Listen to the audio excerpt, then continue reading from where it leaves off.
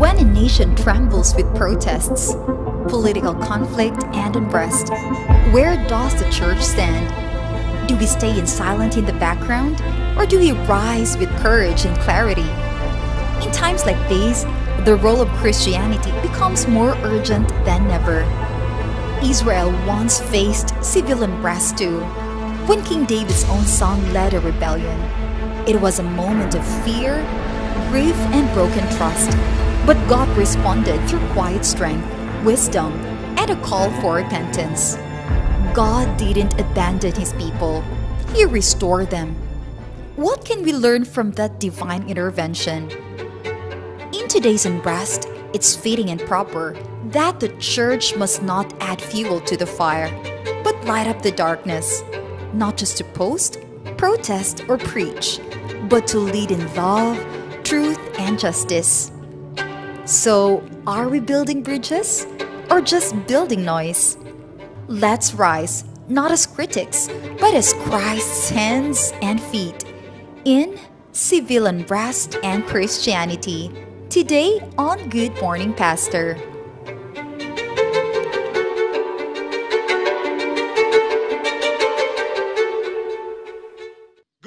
Good morning mga kapaglaom, and this morning usa ka special nga kabuntagon ro namo ni Charm tungod kay amo makauban ang among amahan sa Youth Department dito sa North Central Mindanao Conference. Ug karon mga kapaglaom, usa ka amahan, usa ka higala mao gini nag mold namo ni Charm sa Youth Department pag-solicit tanan. Mao ni amo ang amahan.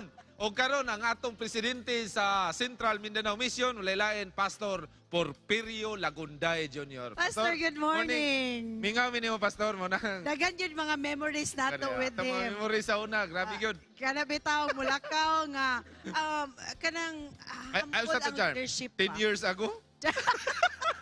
10 years ago, Pastor. Dugay na yun.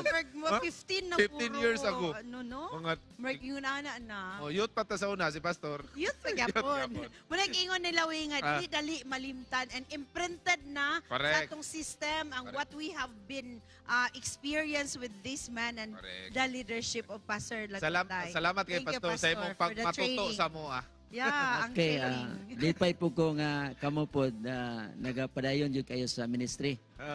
Kay mga kuan magyud mo, kamo magyud ang mga core nga mga leaders sa una nganong successful kayo ang atong Youth Ministries Department sa NCMC kay kusog kayo mo solicit. Thank you, Pastor. Mga kapaglaom, today we'll be talking about civil unrest and Christianity. Actually, if we have been like hearing the news, Pastor, no? Daghan kayo tang mga dunggan nga. I think bisag asa, not just in the Philippines but all over the world, daghan ang mga civil unrest nga atuang na experience. When we say civil unrest kanang na mga protest or di ba ka dili kampante ang katawhan sa government, ana nga mga butang kapaglaom. Naduha ang una-una. Faction. Mga kapaglaom, Pastor Pel, ang atong pangutana is unsay role sa church when it comes to in times of civil unrest, Pastor, and kanibang mga protests and political battle part sa atong nation, unsay role ka ng unsay katungdanan sa iglesia when it comes to that? Okay, salamat kay naka-appeal man ta ani karong sa ani nga programa sa Hope Channel, no? Pagkanindot sa biyod nga natakol ni. Kay doon na tay importante kay nga role. Musulti ko site ko sa biblical kay ang role nato as church o Christian usa gyud ta nga magadala sa prophetic nga voice sa Old and New Testament. Naagid na siya nga kita kuan gyud ta voice sa justice and peace.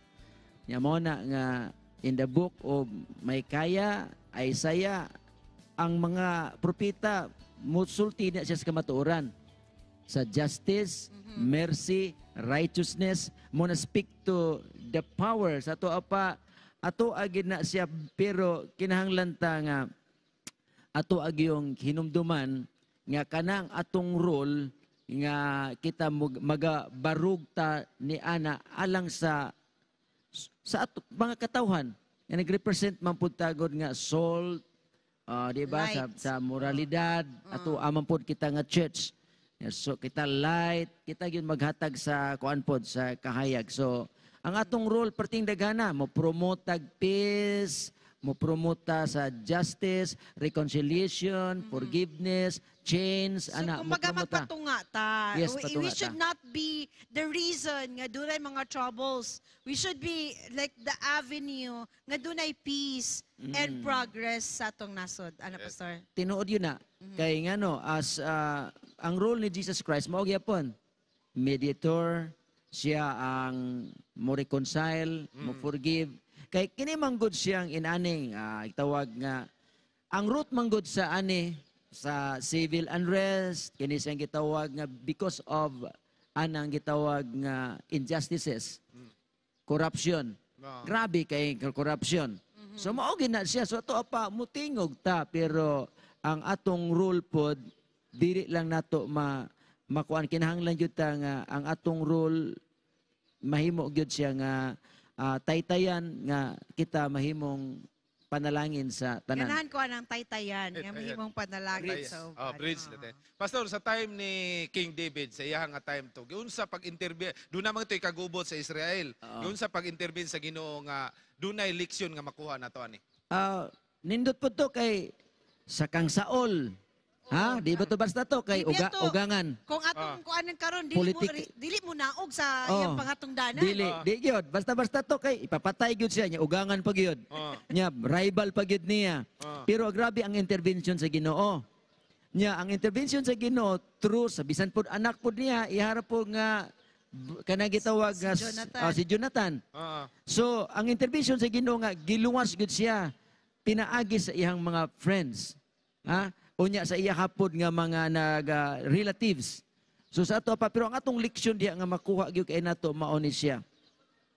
Nga di lang gyud ta mo balos sama ni David ba. Na naman gitoy panahon nga pwede na niya patyon tong tao nga gukod niya. Kana siya kay kana manggong mga gibutang tuod sa kanang gobyerno diha.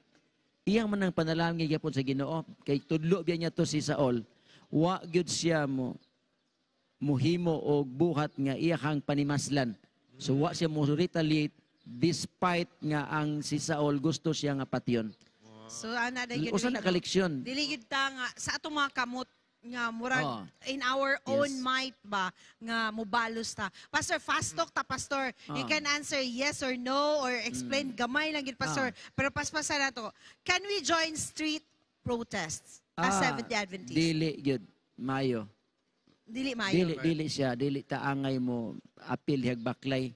Protest. Ang pag-post og criticisms online maka-represent ba sa atong Ginoo? Ang kuan, yes and no.